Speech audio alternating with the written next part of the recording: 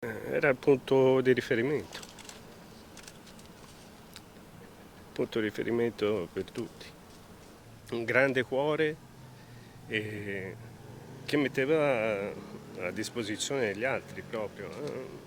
Un altruista, pensava a tutti per tutto.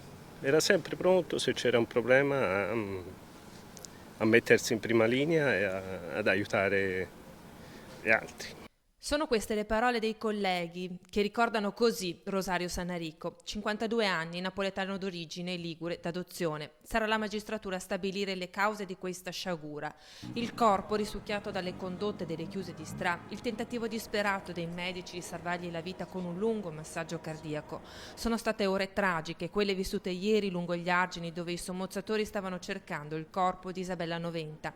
Le ricerche della donna uccisa ora sono sospese. Dalla Spezia sono giunti in nottata la moglie Antonella, i figli Alessio e Anna Vera, che oggi alla cappella in via Cornaro, dove era custodita la bara, hanno ricevuto le condoglianze delle istituzioni. È arrivato anche Alessandro Pansa, capo della polizia, che conosceva Rosario personalmente. L'ho conosciuto personalmente, io sono un appassionato sub e quindi qualche anno fa, più di una volta, abbiamo avuto occasione di fare delle immersioni insieme.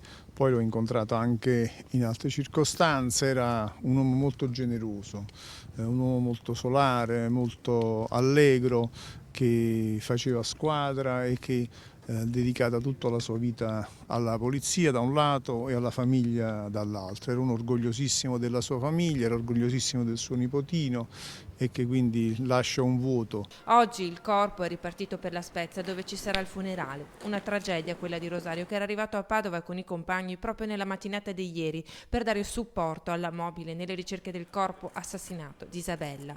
Rosario era uno dei massimi esperti subacquei d'Italia, un punto di riferimento per tutti. È morto mentre faceva il lavoro che amava.